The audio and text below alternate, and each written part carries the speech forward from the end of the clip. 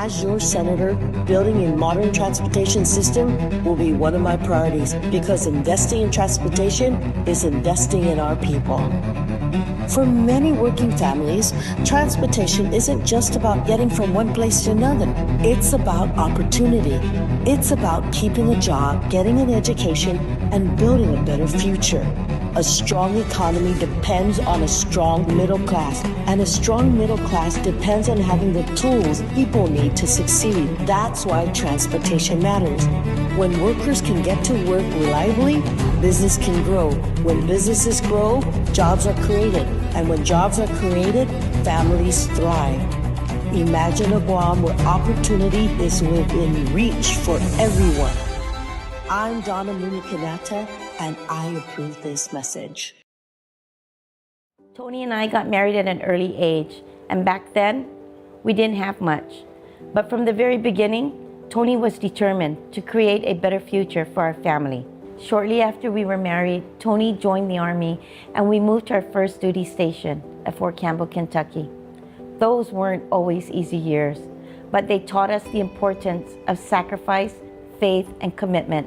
What I've always admired about my husband is that he's the same person at home that people see in the public. He's honest, he's humble, and he genuinely cares about people.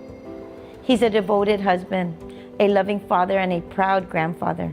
Tony and I have been together for 43 years, and I've been blessed to stand beside him through every chapter of our lives. I'm Annette Umpinko Ada, and I humbly ask for your support and vote for my husband, Tony Ada, for Governor of Guam. I'm Tony Ada, and I approve this message. Together, we'll put Guam first.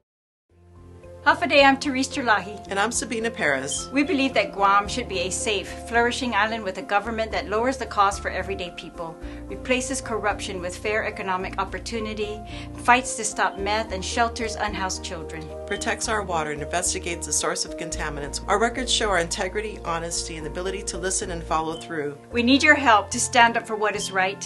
Vote Terlahi Perez. A vote for us is a vote for Guam. I am Therese Terlahi, and I approve this message. I don't know if this is a conversation that's happening more and more with people, but a couple of people, two different people, don't know each other or anything. They both reached out to me today, and they said, "Hey Troy, you should interview the mayors. You should go up to or go to each of these mayors' offices. The mayors who not only were endorsing the campaign for what's their names." Tenorio Munoz Barnes. I'm very tired. I'm exhausted, you guys.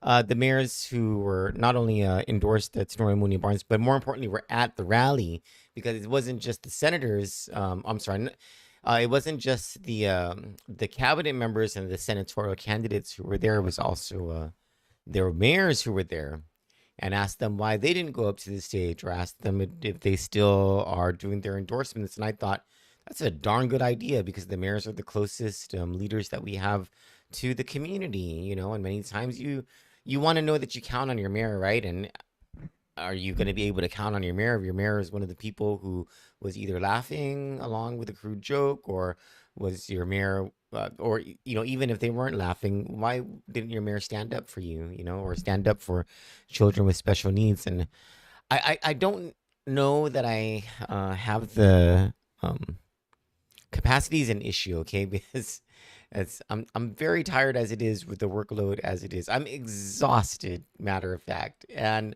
I'm not a candidate for office. I am just a news reporter and a writer and a researcher. And leading up to the election, I don't know if you can see my eyes, they're droopy. It's because I'm tired. The election is on August 1. It's just a few days away. What is it? Thursday, Friday, Saturday, right? All right. So I bring this up because I sent out an email to senators today. And in the email, I asked all of them for their reaction to the rally remarks, the mockery of children with special needs that happened at the Tenorio Munoz Barnes rally. I asked them whether they were there at the rally, and if they were there, why they didn't do anything, right? Senator Chris Barnett already responded to me with his reaction yesterday, and we published that, and it was a very strong reaction too. If you haven't read it yet, please read it. It's on Kandit. And then I asked the second question, and it was based on an interview that I had this morning with Kanisha Faison, that we played on the morning show, that I'm going to play again because it's such a powerful and educational discussion that Kanisha had with me, where I learned so much. And I know many of us can learn a lot from what she had to say. But it was also powerful because, well, it was more so powerful because it was the voice of a mother who is not political, doesn't always pay attention to the news. She's just busy raising her children. And one of her and her husband is in the military too. Her husband's a GPA employee who is also in the military, who has been deployed very recently. And so it's this young family that's gone through their struggles, their challenges, and she has been there to be the strength for the family when her husband has been away. And one of their children is on the autism spectrum, and so her perspective is just if you didn't watch it this morning, if you didn't listen to it this morning, I highly encourage you to stick around to listen to it tonight, and I'll play it for you. But one of the things that she brought up, because this is, it's one thing to point out the problem and to complain about it, which is important, right? Like I can't, and it's normally those political hacks. They're the ones that say, "Oh, you're always just complaining all the time. You never have any solutions." That's their ad hominem. That's just their way of deflecting or gaslighting from the criticisms that are absolutely warranted, because the first step in solving a problem is being able to understand what the problem is. It's just mathematical that way, right? And so I never fault people when they have when they bring forward and they discuss a problem, because sometimes the problem is not easily understandable, or it's not fully comprehensible until there's a discussion that's had about what the problem is, and so we can identify things exactly as they should be identified, right? And so, but there also comes a point where we've got to start addressing, how do we resolve this? How do we get out of this mess? And the mess that we're in is comprehensive, all right? Part of the mess that we're in is that the remarks by that MC at the Tenorio Munir Barnes campaign, followed by the roaring of laughter. It was that was a crowd of adults who were laughing at the mockery of children with special needs. And they took aim at the special education division, and they made it's not an acronym, but it's abbreviation SPED. SP, that's for special. ED, that's for education. That's the shortening or the abbreviation of what that division is called. And there are most people use that abbreviation in a positive way, just it's a shorter way of saying special education. Some people use that abbreviation to mock children with special needs, and that's how it was delivered that night, right? That was the delivery, was the mockery. So first the stigma about being in SPED, right? And then, the doubling down with the stigma of riding the short bus, which is a reference to it looks like a school bus, but it is a shorter. It's not as long as a regular school bus, and there's always been a stigma attached. To this day, there's a stigma attached to that. And for the children who should be riding that for their protection, for their health, for their safety, for the peace of mind of the parents, for the services that they need to be provided while they're being transported to school, all these different reasons that are valid, and all these really good reasons, right? Some of them who are able to differentiate between, the bus that all the other kids use and the so-called short bus, they understand that they're going to be made fun of. And so this is a problem, right? And it's been a problem. The remarks that happen and the laughter, especially the laughter that followed, and the fact that these kids see, our kids are not dumb, just like you're not dumb. these kids. And I was really surprised. There was an altar server at Mass, a 10 a.m. Mass on Sunday. And he was like, "Hey, you're Mr. Kandit." And I was like, "You watch Kandit?" He goes, me, me and my friends watch Kandit. We all watch Kandit. This kid must have been only like 12 or 13 years old, maybe 14. No, can't be more than 14 years old. And I said, so the first thing that came out of my mouth was, "I am so sorry. I didn't realize that kids were watching Candid." And I was saying, "I'm so sorry because I didn't know, like, have I, I'm not like, I've just believed that our audience is an adult audience. And I, I wasn't sure whether I have been on my best behavior to when kids are watching. I didn't realize it." And so, these kids, they're very aware. Kids are very aware of what's going on, and they absorb things much faster than we do. And as much as some people like to say, "Oh, this generation is this or is that," these kids are smarter than we ever were at that age. The kids are smarter than kids of any generation have ever been. Today, they are smarter. And so they know, they see, when they understand that a written apology 4 hours later is insincere. They know that a taped, recorded reading from a teleprompter commercial, more than 24 hours later is insincere. So these kids who are affected by this and are affected by this stigma have been stigmatized even further. And whatever gains were made over the past, I don't know how many years, by very hardworking, committed people who sacrifice their butts off in the Department of Education, in these outside nonprofit organizations, these advocacy groups, the parents, the grandparents, the brothers and the sisters who have come together for these kids to improve their lot in life over the past several years has been erased in this 8-second moment and the reaction from the politicians that followed. And another thing that these kids are not, they're very smart about, is they understand that that's the rally where the governor was at. Their own governor. It was for their own lieutenant governor who's running for governor. Like, they understand this is the leadership of this island that it acted this way. And so, and I asked Kenesha, what can be done. And one of the things that she brought up this very poignant issue, and that is that over at DOE, and many of the parents of children who need certain types of accommodations need one-to-one aides, and not just one-to-one aides, but one-to-one aides who will stay with the child from, whatever grade level the child enters the Department of Education all the way through. This is sort of an important thing to many parents of children with special needs. It's supposed to help their children to grow, to become more and more autonomous. And if not fully autonomous by the time they leave the Guam Department of Education, then, at least to grow more autonomous. And for a variety of reasons that are obvious, right?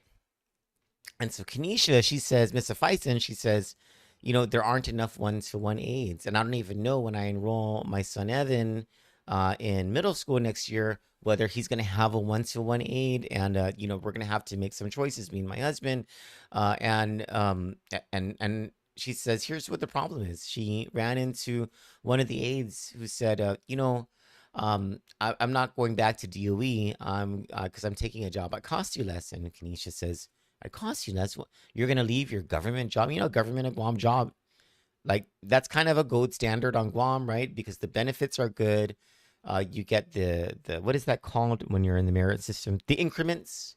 You get your increments based on your performance evaluation, which, anyway, that's an entire different story. There are increments, and every now and then there are studies so that pay becomes more competitive, et cetera, et cetera. Working in the government of Guam it's supposed to be comfortable, right? At least for most of them, supposed to be, at least. So she was wondering, she was like, why would you leave your government job for cost less? And he says, I would be making more cost less than I would in the government. And these 1-to-1 aides, it's not like they're paid year round. I think they're on for 10 months and that's it. They got to fend for themselves over the summer. And so it's not the greatest gig in the world. They don't make enough money. And also there's not enough money to hire enough of them. So I took that information. I said, Kenesha, I make a commitment to you. I'm going to reach out to senators about this. And so I reached out. That was the second question that I asked senators. Wait, let me read you the question. Stand by. I said, what actions, if any, do you commit to take between now and December? Because they leave office in early January. The 38th Guam legislature ends in early January. What actions, if any, do you commit to take between now and December to provide GDOE with more funding to hire 1-to-1 aides and to increase the salary level so that it is competitive?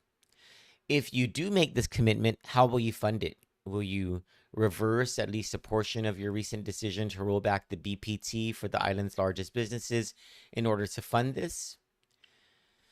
And then I said, I am more than willing to come to your office or meet you at the legislature if you are unable to reply by email. So one of the things I might be doing tomorrow, one of the things I'm likely doing tomorrow is going to the legislature, and I'm going to make my rounds. I'm going to start with the Republicans because they're the ones who voted to roll back the BPT in full. They're the ones who decided that they did not want to at least tax military contractors at the 4.5 or the 5%. Yeah, they wanted everything to go to the 4%. So I'm going to start with them and I'm going to ask them first, why haven't you responded to my email? Did you want to be interviewed? And then with the camera, is this something you're willing to do? Are you willing to commit to funding GDOE to hire 1-to-1 aides? And if they say yes, I'm going to ask them, okay, well, what's the funding source?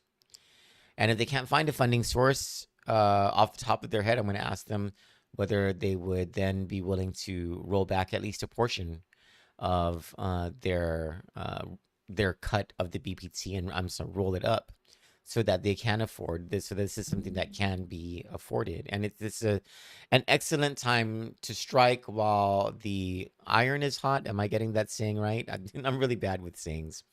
To strike while the iron is hot on this issue, so that GDOE can have the funding for this, so that these parents with their children, these parents can rest easier at night, and because these kids will have better services. And it's the least that the government of Guam and this leadership can do if they're not going to react to what happened, because the only reactions I've received so far are from Senator Chris Barnett, who gave a very strong reaction. We published it on Kandit. And this morning, or was it this afternoon? I think this morning I got a reaction from Senator Will Parkinson, and I'd like to read it to you. It's a strong reaction. He confirmed that he was not at the rally. And so he will... Oh, there he is. Let me read to you what Will Parkinson said. He said, I was not present at the rally. I'm currently in the Philippines with my wife and children for medically necessary follow-up appointments arising from my wife's high-risk pregnancy. I did not hear the remark in real time, and I was not among those who laughed. Having now learned what was said, I unequivocally condemn it. Disability should never be reduced to a punchline. My commitment to disability rights predates this controversy. I authored legislation that became public laws 37-69 and 37-70, requiring comprehensive ADA compliance planning for Guam's public schools and requiring government leased offices to meet accessibility standards. That's actually excellent. Those measures were advanced with the advocacy of community members, including attorney Daniel Summerfleck and Evelyn Duenas, who have consistently demanded that accessibility exist in practice, not merely on paper. This is also deeply personal to me. I spent many years helping care for my father as Parkinson's disease progressively affected his mobility and independence. That experience made me keenly sensitive to the barriers faced by people with disabilities, whether those barriers arise during childhood, at school, in the workplace, or later in life. Disability advocacy is about whether people can enter a building, receive an education, earn a living, remain in their homes, and participate fully in our community. So aside from him and Senator Barnett, early this afternoon, I received the reaction from Senator Sabina Perez, who said the hurtful statement and general laughing should have been met with an immediate response by the candidates themselves, which points to a deeper issue. As a senator and former educator, I find it imperative to ensure safe learning environments for all students, especially those with disabilities. Additionally, this highlights the need to break the cycle of bullying. We need to ensure curriculum that promotes emotional intelligence and establish a student wellness task force pursuant to Resolution 126-38 in partnership with key stakeholders and community members. We need to normalize uplifting, not dividing our community by being good stewards of our youth. Regarding funding, Bill 126-38, which I also authored, provides a sustainable funding source for GDOE, including special education needs. It was included in the substitute budget Bill 266. With automation of use tax collection, it is estimated that this could potentially yield approximately $12 million annually, which could support the retention of one-to-one aides. Okay, so I looked at it, right? It was a rider, I believe, that was attached to the budget. Bill 260, substitute Bill 266, if I'm not mistaken, is the budget. It has to be the budget because riders can only go in a budget bill. So, this is awesome. The legislature passed Sabina Perez's amendment, and she's saying that it could give GDOE $12 million annually. This is what the new portion of the law says.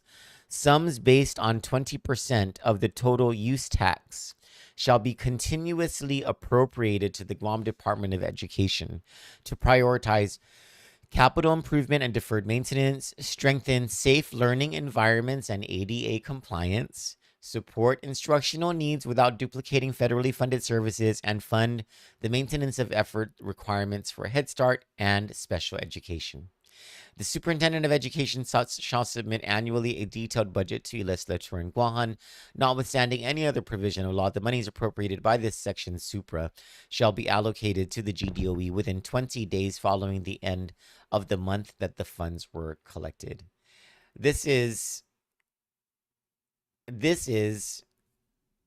progress, my friends. This is an actual pledge of an actual appropriation of a continuous funding source to GDOE that is pledged in part to special education and to programs necessary for the livelihood of children with special needs, part of it at least, which I think Senator Perez is right. This is money that could go to hire one-to-one aides and also improve their salaries, which brings me to the second point. Senator Parkinson provided a solution, a proposed solution. This is what Senator Parkinson, this is his commitment between now and December. Let me just read what he says. We should not be surprised when GDOE struggles to retain one-to-one aides if employees can earn comparable or better compensation in retail with significantly less responsibility. These aides are entrusted with the safety, dignity, education, behavioral support, and daily care of children with significant needs. Their compensation should reflect that responsibility. Between now and December, Senator Parkinson said, I will prioritize a directive that the upcoming pay compensation study specifically include one-to-one special education aide positions with benchmarking against comparable mainland special education paraprofessionals. The study should also consider whether a special education or retention differential is warranted. I voted against the recently passed budget, and I have consistently opposed reducing the BPT to 4% while essential services remain underfunded.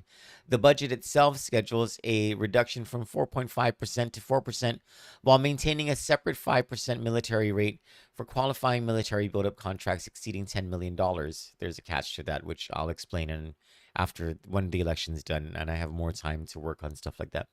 My position is that Guam should maintain the general BPT at 4.5% rather than reducing it to 4%, maintain at least a 5% BPT on major military buildup contractors, and seriously consider my proposal to impose a 6% rate on the largest military buildup contractors.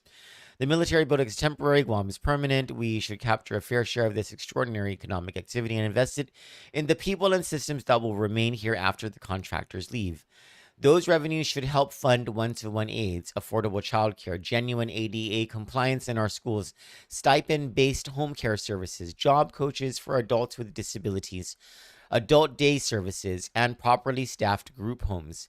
These were slashed under the recently passed budget, services that are critical to so many families on island. I think that was more offensive to me than the remark. These are exactly the kinds of services that should take precedence over another tax reduction for corporations receiving hundreds of millions of dollars in military construction work. Finally, our responsibility cannot end when a student leaves GDOE. Great point.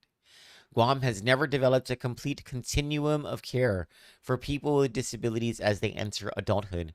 Families encounter a cliff where school-based services end, but adequate employment support, respite care, transportation, residential options, job coaching, and home-based assistance do not begin. A disability does not disappear at graduation. Our commitment cannot disappear either. That was Senator Will Parkinson. All right. So at least two senators, and the solutions that they offer are sort of complementary, right?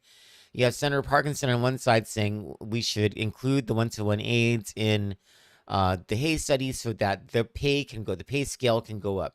In order to fund that, you need money. So you have Senator Sabina Perez on the other side, who has already implemented a solution, and that is that 20% of the use tax, which she says should be about $12 million annually, would be pledged to stuff like that, where it could fund the increase in salaries and hopefully the pay or the funding of more one-to-one aids. And so, Kanisha Faison, your voice made a difference today. You had at least two senators who were raving and ready to go with solutions. They came with solutions in hand, and hopefully between now and December, if they're being honest with the people of Guam in their commitment, they're going to be pushing for these solutions, and we might see some difference that we haven't seen before in this issue. When we come back from the other side of the commercial break, I want to bring you that interview with Kanisha Faison. Stick with us. Leadership isn't measured by campaign promises. It's measured by a lifetime of keeping them. For years, Tony Atta has delivered results for the people of Guam. He authored Guam's Castle Doctrine, strengthening the rights of law-abiding citizens to protect themselves and their families. He passed laws protecting consumers, strengthened opportunities to bring more doctors and healthcare professionals to Guam, fought for small local businesses, and worked to make government serve the people, not the other way around. His record isn't built on speeches. It's built on action, on integrity, on keeping his word. That's what put Guam first means, putting our island first. As your governor, I will lead with integrity, and every decision I make will put Guam first.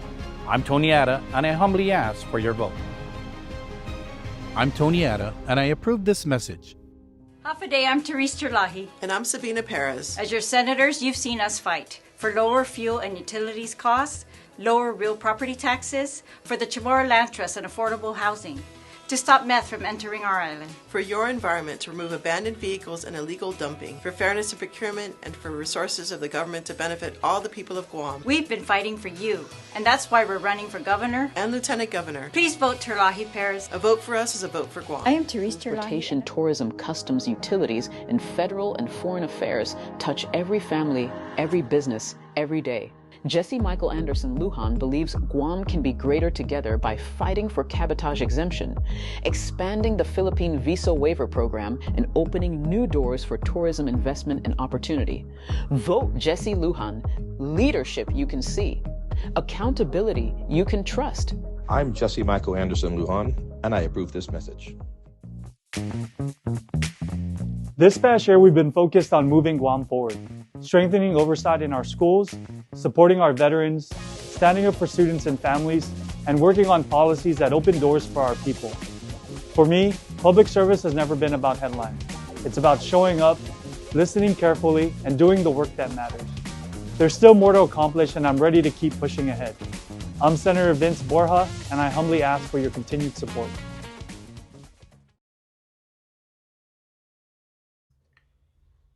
It is 6:52 in the morning on Wednesday, July 29, 2026. My name is Troy Torres with Kandit News, and joining me by phone for this interview is Kenesha Faison. Good morning, Kenesha.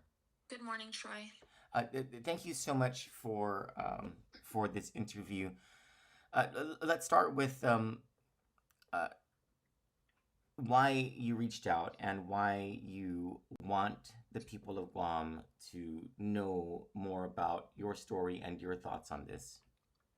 Well, I see everybody's entitled to their opinion, yes, but I see a lot of support with the comments that were made, but there's also still so much hate, out there. There's still so much of why are you so sensitive or why, and it's like people obviously do not have common human decency, I guess, or they must not know what it means or what it's like to have a special needs person or child in your life, or somebody who's not quite able to take care of themselves and do for themselves and need that support and stuff. And it's not to say that they're dumb or they're stupid, they're different, yes, but and I just don't think people really understand the struggle that this island already faces with not having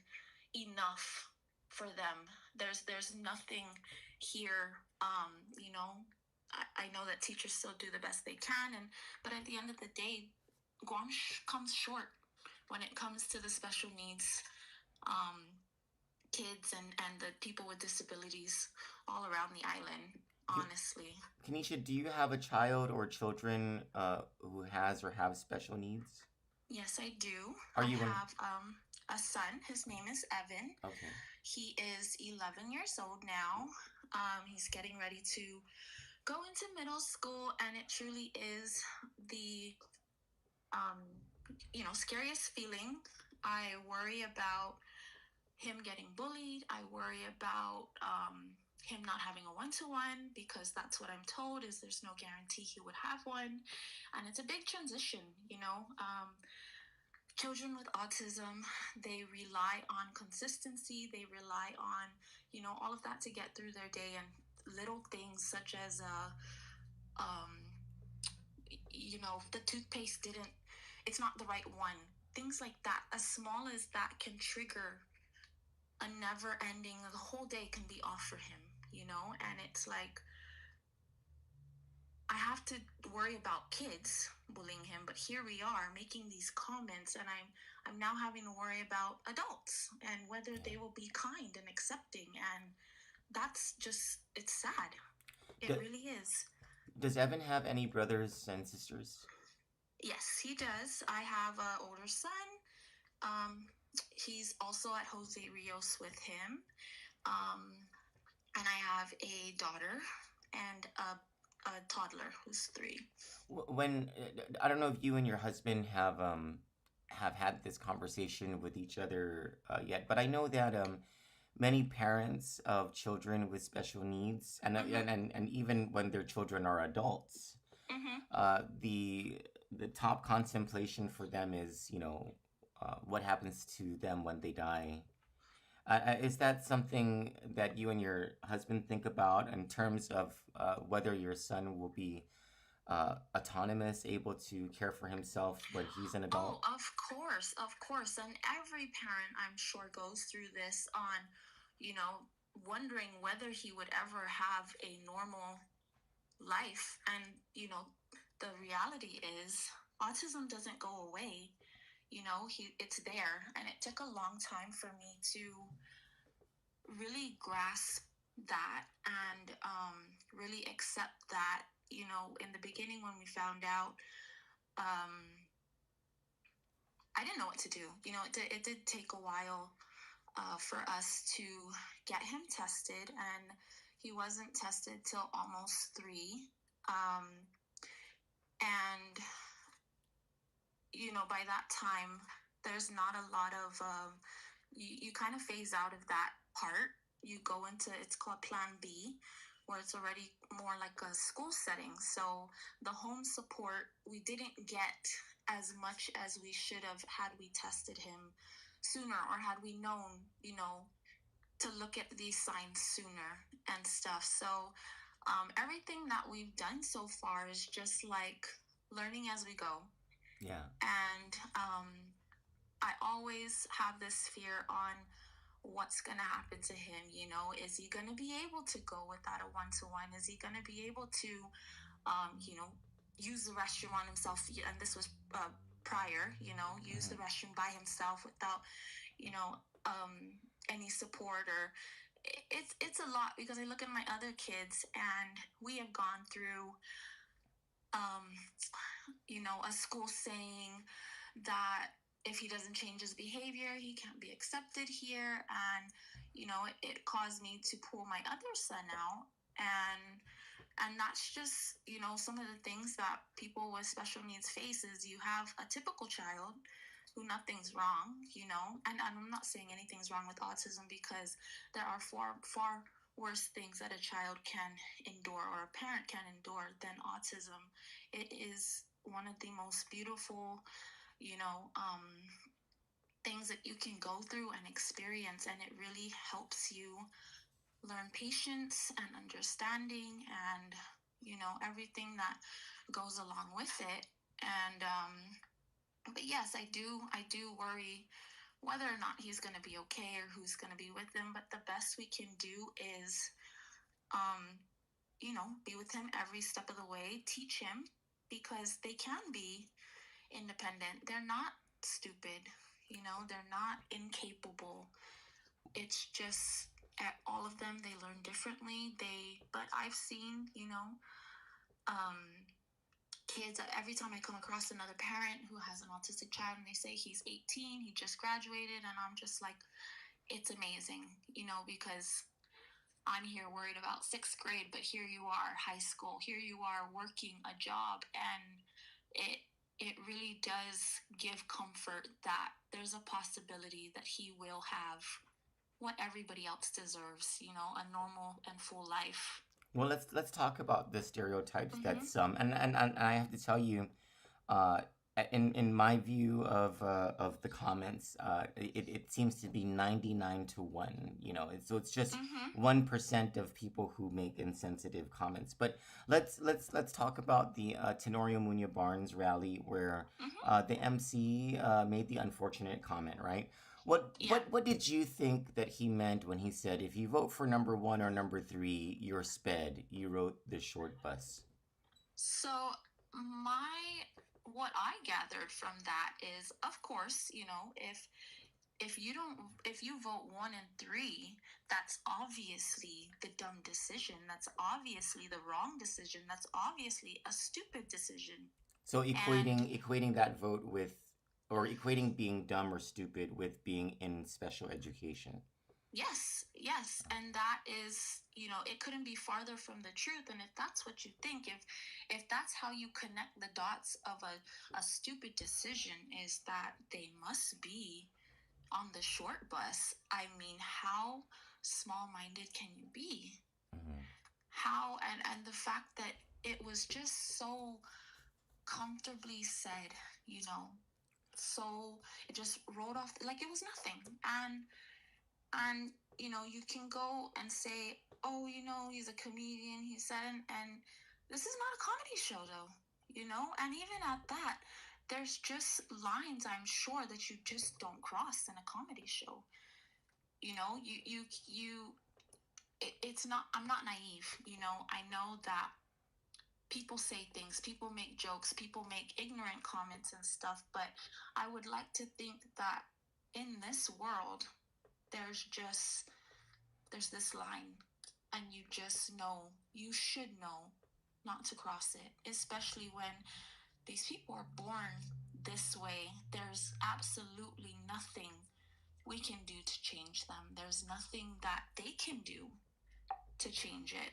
And, you know, I think of my son and how he was nonverbal and how, you know, he constantly, and I think of him now and I'm like, he speaks, he writes, he reads, he can make his own food, he, you know, and I'm like, he's not dumb.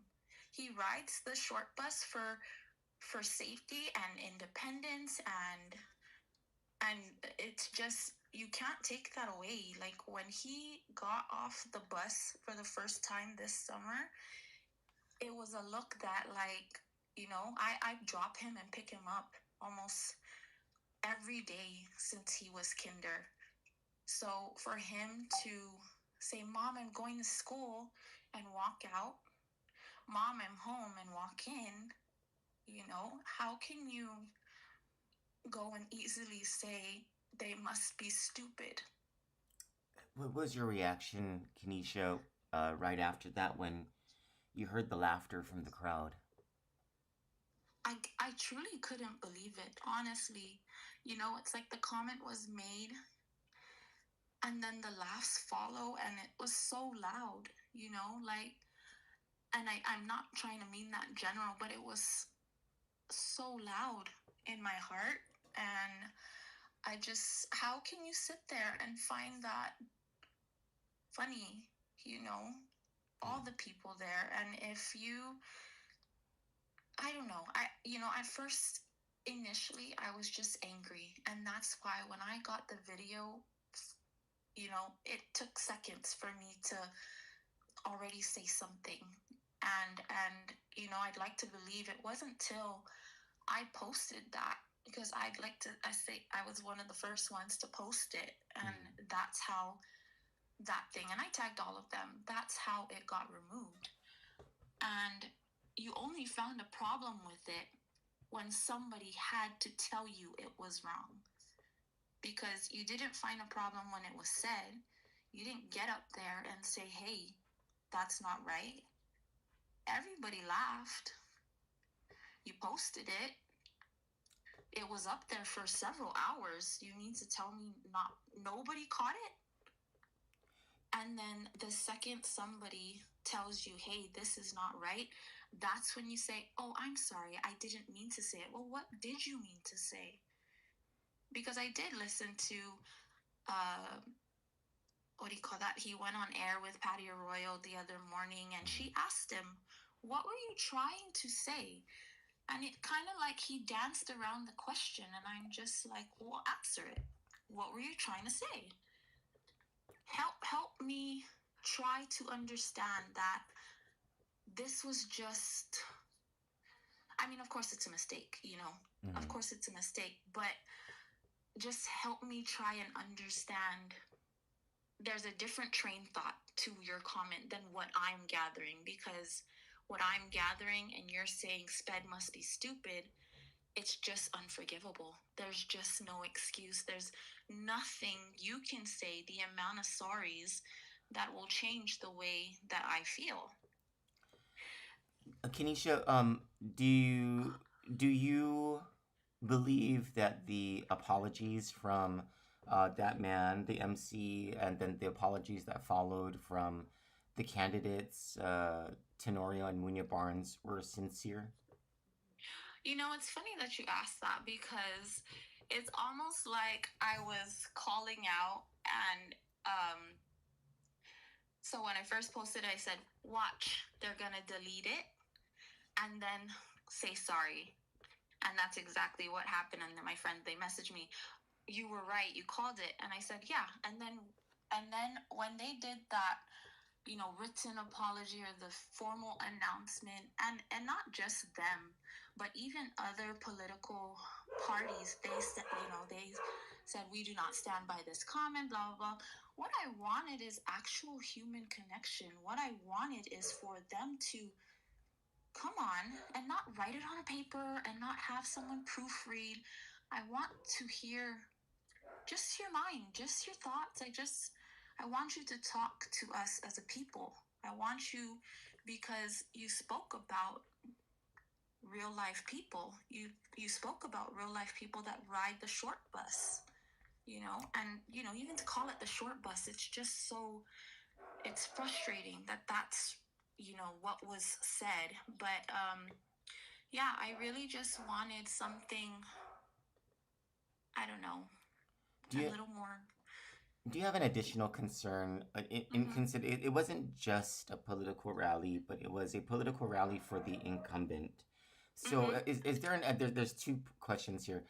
The first is there an additional concern that you have that the same people who are leading the programs that are supposed to be helping people with disabilities and children with special needs were there, might possibly have been laughing along with the joke, and also did not take the stage to stop the crowd from, or to correct the behavior, or to educate the behavior.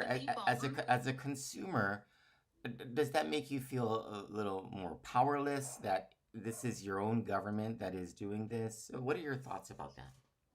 Oh, completely. Because, like I said, the struggles we face day to day in the school system already, it's like you say they need this, this, and this, and this, but you cannot provide this, this, this. You cannot provide what they need. Or it just comes as like, it's like, oh, well, you have all this federal funds, and you have all, apparently we have an abundance of money, or when they say that at the end of the year, I'm like, well why couldn't we hire one-to-ones, or why don't we have more special needs support? And then you look at the people, and that's why I said I worry when I make my son go to school. His one-to-one, to care for somebody else's child, or any child, it takes a special, not everybody's cut out to do it and stuff. So when I drop my son, and I worry whether his one-to-one is going to give him the care that he needs, I'd expect that they are formally trained, that they know how to speak and this and that. So it does trouble me that the people running if they were there, and they laugh too, I'm like, is this what you do? Is this what you teach the people that you hire, the people that are supposed to care for our children when we drop them off, and we expect to pick them up in the same health that we left them in, So it is troubling that as many people laughed as they did, and nobody thought to go up there and say, hey, that actually wasn't wrong, or got up and left, or it just, everybody there was just too comfortable with it. Do these 8 seconds help to explain more why the government of Guam has not prioritized special needs as you would expect them to? No, and that's a lot of the aides, my son has gone through quite a bit within his time in elementary and stuff. And, it's funny because when we had this one aide who he finally, built a relationship with, and he was good with and everything. And then he informed me that he was leaving. He was resigning to go work at Koshulas. And I'm like, what? You're resigning to go work a government job to go work at Koshulas. And it just baffled me, because I'm like, why would anybody do this? I'm like, oh, everybody wants to get into the government. That's where the benefits are and stuff. And, for him to tell me that Koshulas paid more just as a regular incoming employee than these one-to-ones get paid with no benefits. They're not year-round. They don't get, they have to get approval to work for summer school if your child goes for the extended school year. Like, everything has to be approved. They're not just, they just don't get the same benefits as regular aides or teachers and stuff. And that's why you can't keep them around. That's why, They have all these positions, but realistically in this economy now, who's going to do it? How does that make you feel when you hear senators talking about the budget and volleying around millions and millions of dollars for all of these other programs? I don't know all the legalities and everything that goes with it, but I mean, common sense. For me, I just look at it as basic. It's what's needed. Aren't you here to provide what's needed for the people? Like, is that not what you're here for? Is that not why we elect you? Is that not why you're in that place? So when you come back and special needs, the SPED department, it falls short. And then, oh my God, when they put in the news how much federal funds got lost and this, and I'm just like, it just amazes me how in the world they allow this to happen. We can't afford this, we can't, but of course we could afford to just lose money, right? We could afford, it doesn't make any sense to me. Nobody's explaining to me why we don't have one-to-ones, or why, incoming for my son coming into middle school, his one-to-one does not follow him. They don't stay with them the whole time. So, on our meeting, as we prepare for the next school year, there's no guarantee that he would even have a one-to-one. It might be just, an aide that's there to support in transition, not the aide that will stay with him and help him in class. And I can't, teachers have, 20 students to look out for. Who's going to fall short? Because the 20 typical students are going to be, okay, they can get through the class time, but my son, who's going through, 1, a complete change of environment, 2, he's now got 7 different classes to transition to, and not just staying in one room all day. New people, he's not guaranteed the same classmates as he's been with that know him and accept him. So there's so many things. And then you're going to tell me he may not be guaranteed a one-to-one. So how is he supposed to get through? How is he supposed to transition? Or the aide that's with him may only be, there for the couple of weeks, but I'm just like,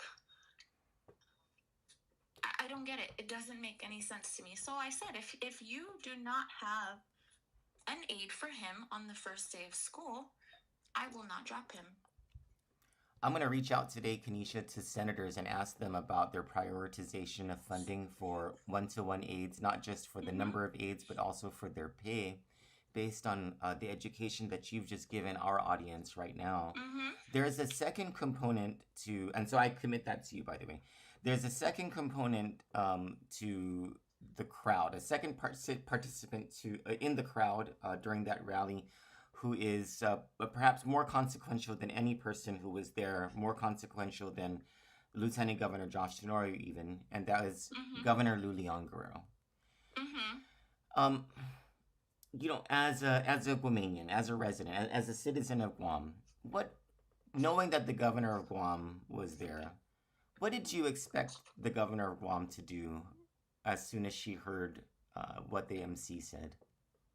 The same thing as I expected every person there. It really is just, it doesn't even matter what your, title is. It really is just common human decency. And I even say that as being offended. It doesn't take a SPED parent or a special needs parent to be offended by this. We should all be offended by it. We should all be upset by it. It should bother us entirely that this is the world. It's like, what are we teaching our kids? This is why the generation now is like this, is because we lost sight of values and more and discipline. Now it's, you can't discipline your kid or else you're abusing them, or and then you have to take into consideration is everybody has emotion, or everybody's, and that's what it is. It's a growing world. So it really has nothing to do with the governor it just is anybody should have stepped up. It didn't have to, but the fact that they are our leaders that's just, it's an even bigger slap in the face because we look to them. The island looks to them to lead. That's why we put them there. Kanisha, if you don't lead, oh no, I'm sorry. Please go ahead. If you're not leading by example, then what are you doing? What's your purpose? Kanisha, my last question is, what is the damage that has been done to advocacy for children with special needs and to the role that parents of children with special needs have? And what can be done to reverse this damage? I don't think that anything can be done to reverse this damage. I think what's said has been said. I don't think anybody, and I'd like to think, because I'm speaking for myself, of course, but I'm pretty sure the parents feel just as deeply as this as I do. There's no undoing it, and I don't think there's really damage done. I think you lit a fire again, and it's not, and I'm hoping that it's not just, of course, everybody wants to just get through this election day, the fire's burning to get through August 1st and make sure that people vote, and they vote with intention, and they think about the characters that have just been displayed in this last rally and stuff. And it's not even just the rally, it's just like a build-up. It's a pile up of things, how much scandal and how much, and it's just like, how much can one person take? So now you cross the line of, this actually affected me personally, this hurt me. So now I'm and I'd like to say I've never even registered to vote, but this pushed me. Like, I'm trying to figure out how to register to vote, because even though it's just like, at this point I'm just like, I don't even care who leads. Actually, no, I do care who leads, because I don't pay attention to the political parties or this or that, Democrat, Republican. I just want somebody to make change. I just want a different Guam. I want a Guam that I grew up in, and the kids, it makes me sad that my kids don't know that Guam, the simpler Guam, where we were a people, and now it's just, we're so divided, and there's so much hate, and there's so much. I don't want the dirty politics. I don't want the attack. Just speak about yourself. What are you gonna do? And it's not even just, what are you gonna do? Make sure you do it. Like, follow through with it. Do you want registered voters to go out this August 1 to go and vote? Oh, yes, 100%. I mean, I still plan to, I know you can't, I had a shirt made, honestly. And I want to go, even though I can't vote, because what I understand is you have to register, I think, with a X amount of days before the election and stuff. So I probably won't be able to vote this one on August 1st, but I would still like to support it and stuff. Like I said, I've never been in the whole political, scene of everything. Guam is Guam, and but this kind of, I wouldn't say it damaged, I would really say it, I hope that it touched people enough to actually do something, because if our leaders aren't going to make the change, obviously the island has to, and the island has to make them have no other choice but to make the change. Kanisha, this has been an educational interview for me, and my heart is very much touched by everything that you said. And I also understand that your husband is in the military. Yes, he is. He's also, works for GPA. So, this whole, we've been going through all these comments, and he always tells me, just ignore them, But, there's only so much somebody can take. And I just want people to remember, behind the words you say, there is a person. There is somebody that it affects. There is actual human beings behind all the comments you make on social media and all the comments that you hide behind on social media. And if people just practiced a little more kindness and understanding, maybe we can all come together and and, make the island great again. I don't know. Thank you. Thank you so much for that wisdom. And also thank you to your husband for his service. Thank you. Thank you, Kanisha. You have a great day. God bless you. You too. Mm-hmm.